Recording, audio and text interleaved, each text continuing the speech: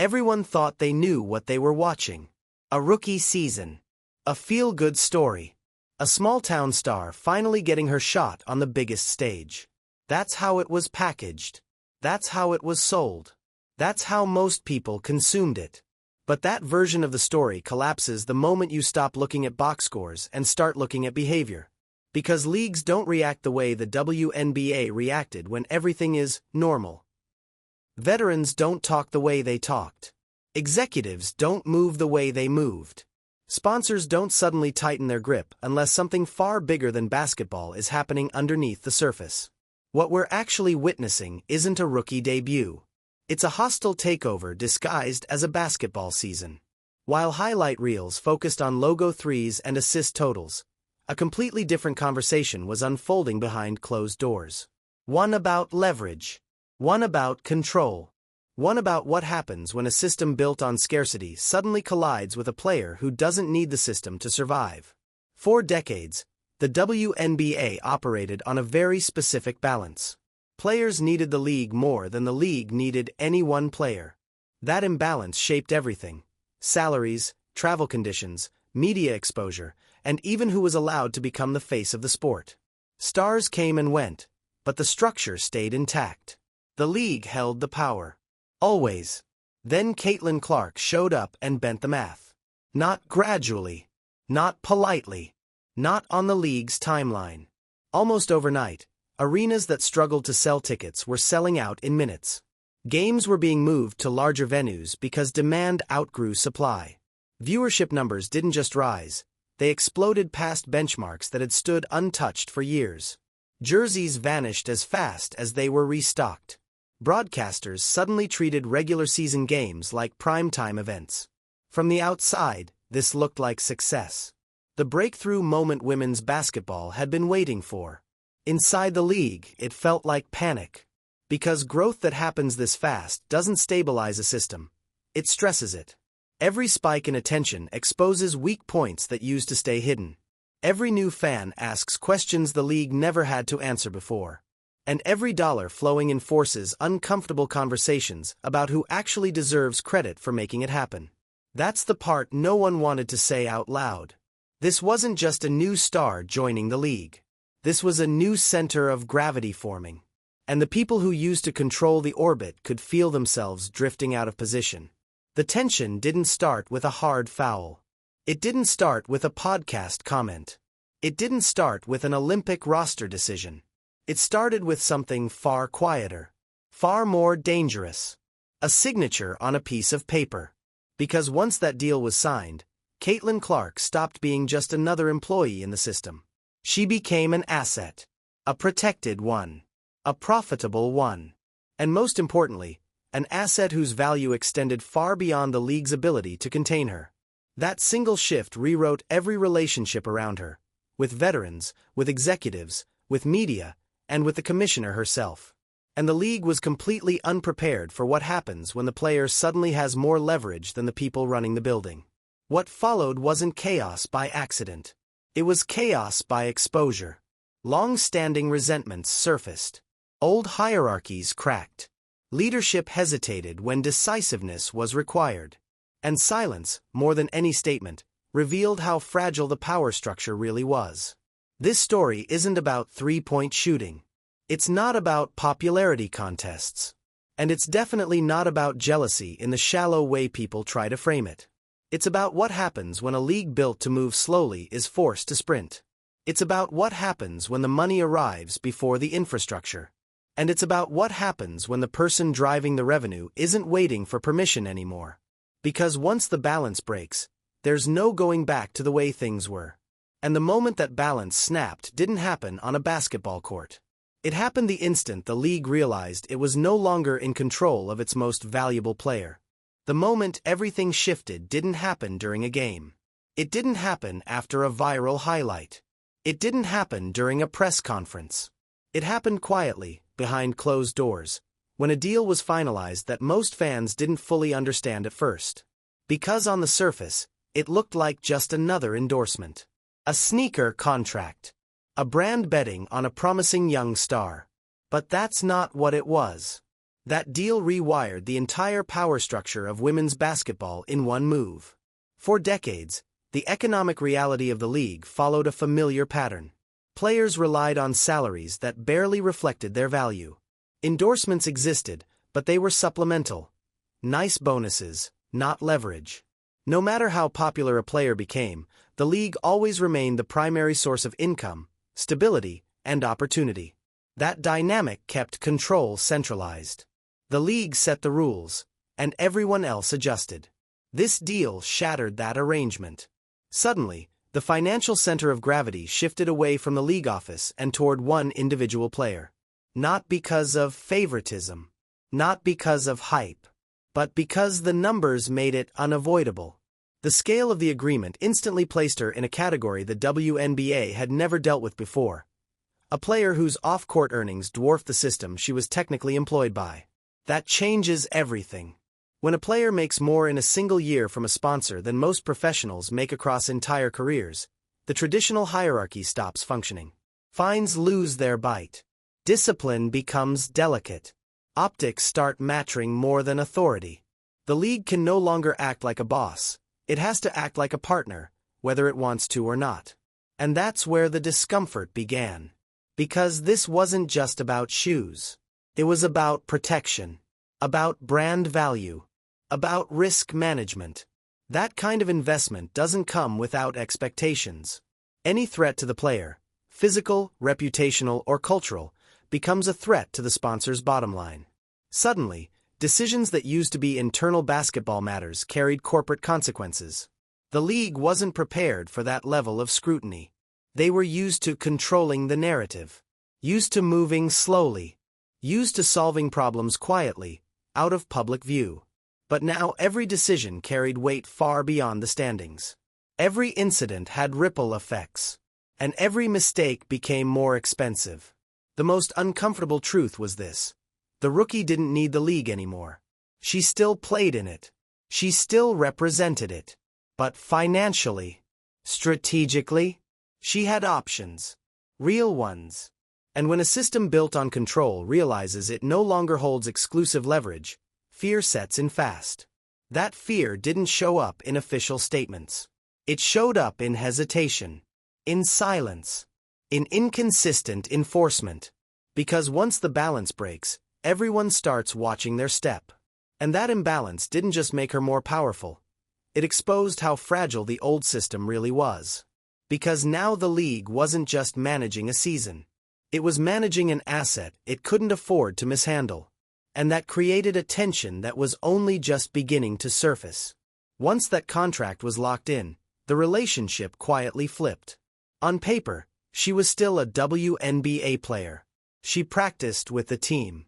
She traveled on the schedule. She answered post-game questions with the league logo behind her. But economically, the hierarchy had already changed.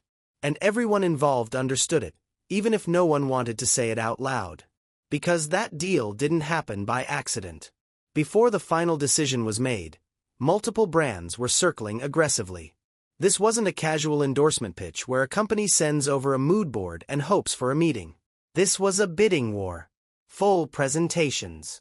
Long-term projections. Executive involvement. Serious money on the table. Each brand understood the same thing.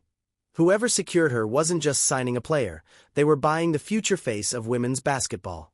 And losing that race wasn't an option. The data made it impossible to ignore. Jersey sales were breaking internal records. Ticket demand was warping arena logistics. Television numbers were outperforming expectations that had taken decades to reach. From a corporate perspective, this wasn't a gamble. It was a delayed correction. The market had finally found its star. That's why the deal was structured the way it was. Long-term. Protective. Built around control and continuity. The kind of contract you give someone you expect to build an entire business line around, not someone you treat as interchangeable. And once that ink dried, a new reality set in. The league was no longer the primary source of stability in her career. It was the platform. A visible one, but not the most powerful one. The sponsor held the real leverage, financial, legal, and reputational. That meant any decision made by the league suddenly had to pass through a different filter. Not just, is this good for basketball, but, is this safe for the brand? That distinction matters. Because leagues are built to manage athletes. Brands are built to protect assets. And when those two priorities collide, authority becomes complicated. The league can't simply act unilaterally anymore. Every incident has external consequences. Every controversy risks escalation beyond the commissioner's office. This is where the tension truly began. What happens when an employee generates more value than the system employing them? What happens when disciplining a player risks alienating the very partners funding the league's growth? What happens when the league's most marketable figure isn't replaceable? Those questions don't have easy answers. And the WNBA wasn't structured to handle them. Instead of adapting quickly, the league hesitated. Instead of setting clear boundaries, it went quiet. And that vacuum didn't stay empty for long. Because when power shifts and no one defines the new rules, resentment fills the space. And that resentment wasn't coming from the boardroom first. It was coming from the people who had been grinding inside the system for years, watching a rookie arrive with backing they never had, in a league that suddenly found money it always claimed didn't exist. That's when the story stopped being just about economics and started becoming personal. The pushback didn't start with violence. It started with tone, with raised eyebrows on television, with careful wording on podcasts, with just asking questions that landed heavier than intended. At first, it was framed as analysis. Veteran voices pointing out differences in eras, comparing rule sets, questioning context. All of it packaged as basketball discussion. But to the new wave of fans pouring into the sport, it didn't sound analytical.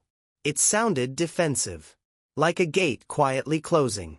And that perception mattered more than intent. Because while longtime insiders were focused on hierarchy and history, the audience had already decided what they came to see. They weren't tuning in for debates about who earned what over 20 years. They were tuning in for the player changing the experience in real time. And when respected figures appeared to downplay that impact, the reaction was swift. The divide became obvious. On one side were veterans and legends who built their careers in a league that survived on grit, patience, and sacrifice. A league that didn't promise comfort or visibility. On the other side was a new audience that didn't inherit that context. They didn't see struggle years. They saw packed arenas and sold-out jerseys. To them, this wasn't a slow build. It was a moment. And moments don't wait for permission. That disconnect fueled frustration. For players who had spent years fighting for basic improvements, watching a rookie arrive with unprecedented attention felt unfair. Not because she hadn't worked. Not because she wasn't talented. But because the system finally responded when it was forced to, not when they asked. That kind of realization stings. And instead of being processed privately, it spilled into public view. Comments were dissected. Clips were replayed. Every statement became a Rorschach test, interpreted through whatever lens the viewer already held. Respectful critique to one group sounded like dismissal to another. The more the audience pushed back, the deeper the lines were drawn. What should have been a celebration of growth turned into a referendum on legitimacy. Who deserved the spotlight? Who paid the dues? Who represented the league? These questions had always existed beneath the surface. Now they were being argued in front of millions of new eyes. And that exposure made everything volatile. Because once resentment becomes part of the public narrative, it changes behavior. It changes how players are guarded. It changes how whistles are perceived. It changes how moments are interpreted. And when the season tipped off, the tension didn't stay on social media. It followed everyone onto the court, where tone becomes contact. Once the games began, the conversation changed fast. What had lived on podcasts and panels suddenly had a physical form. Possessions felt tighter. Closeouts came harder. Contact lingered a split second longer than usual. None of it, on its own, looked extraordinary. Basketball has always been physical. Rookies have always been tested.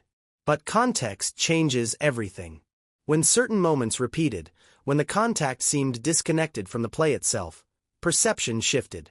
Fans weren't watching defensive intensity anymore. They were watching intent. And intent, whether real or assumed, is what shapes public judgment. Some plays crossed from "welcome to the league" into something that felt pointed. Off-ball contact. Extra bumps after whistles. Body language that looked celebratory rather than competitive. Each clip on its own could be dismissed. Together, they told a story people didn't like. And that story spread faster than the league could control. For veterans who had lived in a league where respect was earned through years of survival, this felt like the only language left. If the system was going to bend for a rookie, the court was the last place hierarchy could still be enforced. Physicality became the equalizer. But to new fans, it didn't look like basketball culture. It looked like targeting. That distinction mattered more than rule books or intent. Because once an audience believes something is personal, every collision becomes evidence. Every whistle becomes suspect. Every no-call feels deliberate. The narrative hardened. What might have been isolated incidents were now framed as a pattern. And patterns invite outrage. Clips were slowed down, zoomed in, replayed with commentary layered on top. The season wasn't being consumed live anymore. It was being litigated online. And the league was losing control of the framing. Because this wasn't just about one player getting hit. It was about what those hits symbolized. A system under stress. A hierarchy being challenged. A generation gap colliding with a sudden influx of money and attention. The irony was impossible to miss. The same physical edge that once defined the league's identity was now being interpreted as hostility by the very audience fueling its growth. What had been survival tactics in a low-visibility era were suddenly brand liabilities in a high-visibility one. And while the debate raged, one thing became impossible to ignore. Leadership wasn't stepping in. No clear statements. No decisive action.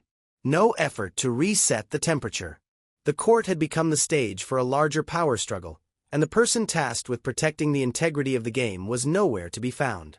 That absence spoke louder than any hard foul ever could. In moments like this, leagues reveal who they really are. Not during celebration. Not when everything is working. But when their most valuable asset is under pressure and the response matters. Across professional sports, there's an unspoken rule everyone understands. When a league's centerpiece is put at risk, physically or reputationally, leadership steps in fast. Not to coddle. Not to play favorites, but to draw a clear line that protects the product and stabilizes the environment. That line never came. As the incidents piled up and the discourse intensified, the response from the top remained muted. No strong public stance. No visible recalibration of officiating standards. No effort to redirect the conversation away from chaos and back toward basketball. And silence in this context wasn't neutral. Created a vacuum. And vacuums get filled. Without clear guidance from the league office, outside voices rushed in to define what was happening. Talk shows framed it as bullying. Social media framed it as hostility. Commentators framed it as a league unable to manage its own growth. None of those narratives were officially endorsed, but none were challenged either. That passivity had consequences. Because to new viewers, this wasn't toughness. It looked like neglect. A league benefiting from the attention a star brought in while failing to protect her when the environment turned volatile. The optics were brutal. And optics matter more than intent in modern sports. Inside the league, the silence created confusion. Players didn't know where the boundaries were. Officials didn't know what standard was being emphasized. Everyone was operating on instinct in a season that demanded clarity. The worst part was the implication. When leadership stays quiet during escalating controversy, people assume it's intentional. That the chaos is being tolerated. That the friction is good for engagement. That controversy is being treated as a growth strategy rather than a risk. Whether that was true or not almost didn't matter anymore. Because once fans believe a league is willing to sacrifice safety and culture for clicks, trust erodes quickly. And trust, once lost, is nearly impossible to rebuild in real time. The league had more eyes on it than ever before. more momentum than it had dreamed of for decades. And instead of using that moment to establish authority, it drifted. That drift set the stage for the next fracture. One that couldn't be ignored. One that didn't involve whistles or fouls. A decision that made the disconnect impossible to explain away. The tension might have stayed contained if not for what happened next. Because when the roster decision dropped, it didn't land as a basketball debate. It landed as a statement. One that confirmed the worst suspicions of the audience that had been watching everything unfold. On paper, the explanation sounded reasonable. Experience matters. Chemistry matters. International play is different. These are familiar justifications in elite sports, and in isolation, they're defensible. But context doesn't allow isolation. At this point, the league wasn't being judged by insiders. It was being judged by millions of casual viewers who had entered the ecosystem through one door, Caitlin Clark. And to them, the decision didn't look nuanced. It looked exclusionary.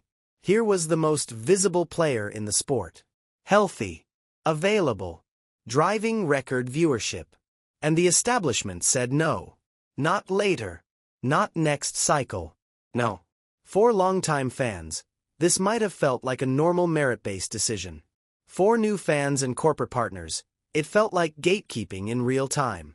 A system protecting its traditions at the expense of its momentum. And perception won again. The backlash wasn't just emotional, it was economic. From a marketing standpoint, the optics were disastrous. Global exposure left on the table. Crossover audiences ignored. A chance to convert casual viewers into long-term fans quietly passed up. This wasn't about patriotism or roster balance anymore. It was about whether the league understood what moment it was in. Because when a league is trying to grow, you don't hide your most recognizable face. You amplify it. You build around it. You use it to expand the pie for everyone involved. Instead, the decision reinforced the idea that the ecosystem was closed loop. That influence mattered less than tenure. That popularity didn't override politics. And that idea scared people. Sponsors don't invest in systems that resist growth. Media partners don't commit billions to products that turn away opportunity. And fans don't stick around when they feel like they're being told they don't understand what they're watching. Once again, the league had a chance to shape the narrative. Once again, it didn't. And that vacuum was about to be filled, not by fans this time, but by leadership itself. On a stage no one was prepared for. The moment finally came when leadership tried to take control of the story. It didn't happen in a league press release. It didn't happen in a carefully staged announcement. It happened live, on television, in a setting that demanded precision. What was supposed to be a routine conversation about growth quickly turned into something else. The questions shifted. The tone tightened. And suddenly, the focus wasn't revenue charts or expansion plans. It was the culture forming around the league's biggest moment. This was the opportunity. The chance to reset the narrative. To draw a line. To protect the players while acknowledging the reality of rapid growth. Instead, the response missed the room entirely. Rather than confronting the toxicity head-on, the explanation drifted into abstraction. Rivalries. Attention. Engagement. Comparisons to past eras where tension was framed as fuel for popularity. The subtext, whether intended or not, landed hard. To players, it sounded like justification. To fans, it sounded like deflection. To sponsors, it sounded like risk. Because there's a difference between competitive rivalry and uncontrolled hostility. And when that distinction isn't clearly made, people assume the worst. That discomfort is being tolerated because it's profitable. That conflict is being leveraged instead of addressed. The reaction was immediate. Clips spread faster than any official clarification ever could. Headlines weren't about growth anymore. They were about leadership failure. The league wasn't being praised for momentum. It was being questioned for judgment. What made it worse was timing. This wasn't early in the season. This wasn't before tensions escalated. This was after months of controversy, silence, and mounting frustration. By the time the words left the screen, the damage was already done. Trust cracked in public. And once that happens, no amount of backtracking feels sincere. Attempts to clarify only amplified the problem. Because clarifications don't erase first impressions, they confirm that something went wrong. Inside locker rooms, the message landed even harder. Players didn't hear nuance. They heard minimization. They heard that the pressure they were absorbing was being reframed as a business metric. That interpretation lit the fuse. Because when leadership is perceived as prioritizing engagement over dignity, unity collapses fast. And this time, the backlash wasn't coming from social media or talk shows. It was coming from inside the league itself. And once that line was crossed, there was no quiet way back. This was the point where the story stopped being theoretical. Because disagreement is normal in professional sports. Players argue with refs.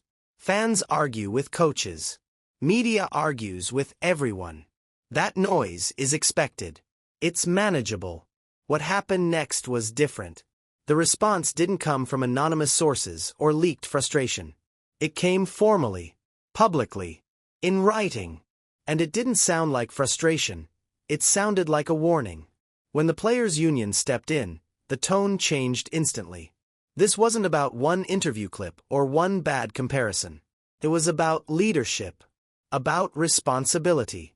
About whether the people running the league understood the human cost of the moment they were presiding over. And the message was clear. This wasn't rivalry. This wasn't healthy tension. And it definitely wasn't marketing. By putting that distinction in black and white, the union did something unprecedented in the middle of a season. They challenged the league's moral authority. Not privately. Not behind closed doors. Out in the open, where fans, sponsors, and media partners could all see it. That matters. Because in professional sports, unions don't escalate publicly unless internal channels have failed. This wasn't a knee-jerk reaction. It was the result of months of build-up. The fouls, the silence, the optics, the interview. All of it converging into one conclusion. Trust was gone. The statement wasn't just criticism. It was a boundary. A declaration that player dignity wasn't negotiable, and that leadership couldn't hide behind growth metrics anymore. It reframed the entire controversy from a media storm into a governance problem. And once that framing took hold, the commissioner's position became fragile overnight. You can survive fan backlash. You can survive bad press. You can even survive sponsor anxiety for a while. What you can't survive is losing the confidence of the workforce you're supposed to represent. That's when locker rooms change. Conversations shift. Silence turns into alignment. Players who usually stay neutral start speaking up. And suddenly, what looked like isolated frustration reveals itself as a shared sentiment. The league tried to steady itself with follow-up statements. Softer language. Clarifications. Reassurances. But by then, the damage wasn't about wording. It was about perception. Once players believe leadership doesn't have their back, authority becomes symbolic. Titles still exist. Offices still function. But real influence erodes fast. And that erosion didn't go unnoticed. Because while the public saw a league grappling with internal conflict, there was another group watching even more closely. A group with far more leverage than any union statement. The people funding the entire operation. And they were running out of patience. While the public debate focused on fouls, comments, and interviews, the most consequential conversations were happening far away from cameras. They were happening in boardrooms. Because the players weren't the only ones questioning leadership anymore. The sponsors, the ones underwriting the league's momentum, were now forced to evaluate risk. Not theoretical risk. Brand risk. Reputational risk. Long-term exposure tied to an environment that suddenly looked unstable. And no sponsor had more at stake than the one whose investment sat at the center of everything. This wasn't just about visibility. It was about protection. When a company commits long-term capital to an athlete, it's not buying highlights, it's buying predictability, safety, narrative control, the ability to tell a clean story to a global audience without constant crisis management. What the league was offering instead was volatility. A season dominated by controversy. A culture war playing out in real time. leadership that appeared slow to react and unsure how to draw boundaries. From a corporate perspective, that's not growth, that's exposure. And exposure demands intervention. The pressure didn't need to be public to be effective. It didn't require threats or ultimatums. In modern sports business, leverage works quietly. Meetings get requested. Questions get asked. Expectations get clarified. And suddenly, the league realizes it's not just answering to fans and players anymore. It's answering to the people paying the bills. That's when the power imbalance became undeniable. The league might have employed the player, but the sponsor ensured the future. That distinction gave them influence the commissioner couldn't ignore. Influence that didn't need to be announced. Influence that operated behind the scenes, shaping decisions without ever appearing in headlines. This is the part most fans never see. Sponsors don't demand loyalty. They demand stability. And when stability disappears, they expect corrective action. Not eventually. Not next season. Immediately. That reality reframed everything. Suddenly, protecting the player wasn't just a moral issue, it was a financial one. Allowing chaos to continue wasn't just bad optics, it was bad business.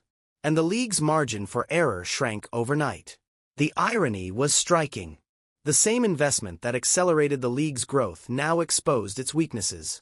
Infrastructure that survived quietly in a low-visibility era couldn't withstand scrutiny at scale.